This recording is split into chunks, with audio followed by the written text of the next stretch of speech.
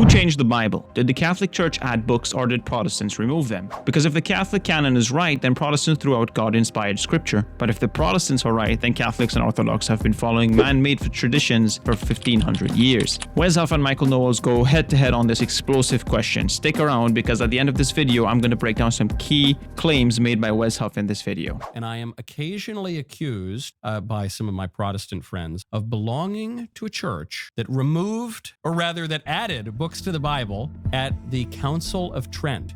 That there were really 66 books of the Bible, and then the dastardly Catholics added extra books, so they got it up to 73 at the Council of Trent in response to the Protestant Reformation. Now, you are not a mackerel-snapping papist like me, but you are a great scholar of these texts. So what say you? Yeah, here's what I would say. I would say throughout the tradition of canon lists that we find between like the 2nd to the 5th centuries, there is certainly precedent for both the Protestant and Roman Catholic canon traditions. I would say that to say that Roman Catholics added books or that Protestants removed books is probably not being honest with the data. There's a long conversation that happens. Everybody agrees on the 66, right? We can all agree. In the Reformation, what basically happened is that the Protestant reformers said, let's cut out the noise and agree on the minimalist canon that we all agree on. But you can find individuals throughout church history, individuals like Pope Gregory the Great, who wrote a commentary on Job, who says that Maccabees is not scripture. And, you know, even in the Reformation, the people who put Martin Luther on trial, guys like Cardinal Ximenes and Cardinal Cayetan, in their own writings say that what later become the Deuterocanonical books, they have that title, are not scripture. And neither did Desiderius Erasmus, who compiled the Greek New Testament that actually was used then to translate things like the Luther Bible and then the later King James Bible as its base text primarily.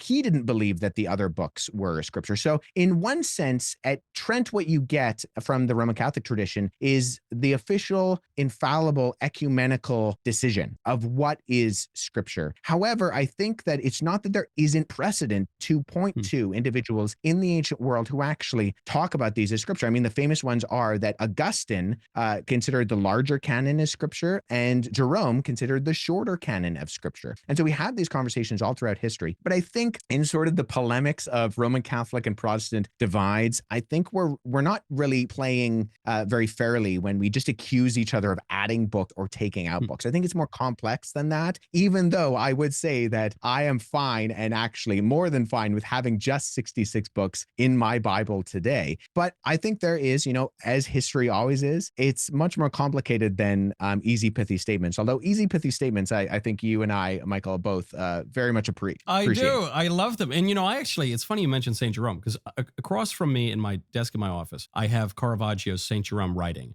because there's a skull there and it's a memento mori that I need to stop wasting time and actually do my work. And it's not the most effective painting, but it's pretty nonetheless. And St. Jerome, famously the translator of the Bible, did not agree with the inclusion of some deuterocanonical work. I think including Jude, you would know better than I, but I think he didn't think that Jude should be canon. But then what do you make of this? What do you make of the Synod of Rome, which is usually the example that's cited, but then other ones after Rome, you know, Hippo, Carthage, much later on, the Council of Florence, you know, all occurring before Trent, but starting really with Rome, saying the deuterocanonical works, which the Protestants would call the Apocrypha, that they are in the canon. You know, that's not just some pope or even some saint, like, or even the great saint translator of the Bible, Saint Jerome. Is that not binding, you know, to say, look, at Rome and later affirmed by these other synods and councils, we include these books, even if some great scholars and churchmen and saints didn't totally buy them? Good question. Yeah, well, I think what I would say is that, you know, you have these ancient canon lists. And actually, a friend of mine, Dr. John Mead, has written the official document on ancient Christian canon list that's published by Oxford University Press. And I would really encourage everybody to look into, you know, to really dig into the matter if they're really interested in this, in how the early Christians have a conversation about these things. The Council of Rome is not an ecumenical council, it's a local council. Yep. And so it has no kind of official binding in terms of that. I think what we can say say is that early Christians provide these canon lists to provide at least some degree of clarity. I mean, another one that's pointed to often is Athanasius's Festal Letter, where he provides a list, which more or less agrees with the Protestant list in terms of some of these disagreements. I think if you were to go back in time and ask these people, were you choosing the official canon of Scripture? I think that they would be a little bit uncomfortable with that and saying, these are the ones that we hold to as that which we derive doctrine from, that which we pull theological dogma in terms of faith and practice for the church. But I think without going back in time and hopping in my time machine or reading their minds, I think they would be hesitant to say, well, we are making any type of official delineation on this. And one of the reasons I think we can know that is that during Trent, you still had back and forths with people who were likewise uncomfortable with kind of the official pronouncement because there was even disagreement going on during that day. But the historical precedence for both canons, I think, is there. I think that it's more on my side than is on your side, Michael. But given that, I don't think we're being fair if we just kind of say, well, it's this council or it's that council, or officially until you get to Trent. And then you have, from a Roman Catholic perspective, an infallible proclamation on what is canon. And even, deuterocanonical, that's second in terms of reception, not an authority. Yeah. Now, all right, guys. So they're going to move on to a different topic about the Book of Enoch here. We have some very important key points to make. First, Wes says in the Reformation, what basically happened is that the reformers said, let's cut out the noise and agree on the minimal canon that we all agree upon. Now, that's a little bit misleading because it's historically inaccurate. The 73-book canon was the standard across the church for over 1,000 years. But here's where it gets even more interesting. You see, Martin Luther didn't actually remove the deuterocanonical books. Well, not initially at least. He included them in a separate section of his 1534 German Bible, labeling them as Apocrypha, books not held equal to the scriptures but useful and good to read. Later on, English Protestant Bibles like the Geneva Bible and the early King James versions also included them in a middle section between the Old Testament and New Testaments. So where did the cut really happen? It happened in the 1800s, where Bible societies like the British and Foreign Bible Society decided to stop printing the deuterocanonical books to save money. And because they figured, hey, we don't consider these scripture anyway. So this whole idea that the reformers simply said, let's just stick to what we all agree on, the 66 books, that's revisionist. It didn't start that way. It evolved into that. Second, Wes made a claim in the video that even church figures like Pope Gregory the Great rejected the Deuterocanon. True, some church fathers and scholars expressed doubts about certain books, but here's the thing. Church history is actually full of early disagreement even among saints, bishops on a lot of serious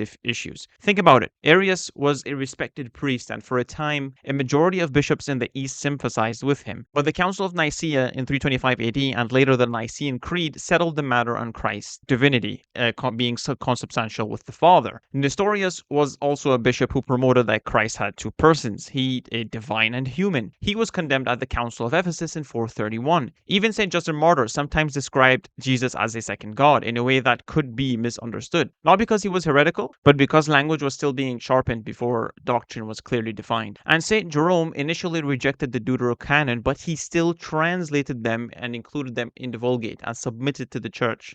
Wes didn't mention that. So the takeaway here is that diverging opinions from individuals never carried more authority than the universal church speaking through councils. That's why the canon wasn't defined by private opinions. It was shaped by the liturgy, usage, and eventual conciliar consensus. Also, Wes claimed that there is historical precedent for both Protestant and Catholic canons. Yes, but it's incomplete. While it's true that there were varied canon lists in the early centuries, the Catholic canon with the Deuterocanon was the majority view for over 1,000 years. Councils like Rome and in 382 and Hippo in 393 and Carthage in 397 confirmed the fuller canon, and these councils were affirmed by the universal church. The Protestant canon wasn't ratified until the 16th century, and it was not the default that was suddenly expanded by Catholics. Sure, you can find early diversity, but the question is, which canon did the early church accept and use in liturgy, councils, and doctrine? And that overwhelmingly included the books that were later removed. Lastly, Wes claimed that the Council of Rome wasn't ecumenical, and it was local, so its canon list wasn't binding. Correct, but Rome was confirmed by Hippo and Carthage, which were widely accepted by the universal church and affirmed later by Trent. Also, councils like Nicaea and Chalcedon also weren't ecumenical by Protestant standards, yet Protestants accept their Christology. So why the double standard when it comes to canon? All right, guys, let me know your thoughts in the comments. Have you ever read any of these deuterocanonical books? Did you learn something new from this conversation? I would love to hear from you. And if you enjoyed this video, please subscribe to Daily Pursuit of Truth for more videos like this. I'll see you in the next one.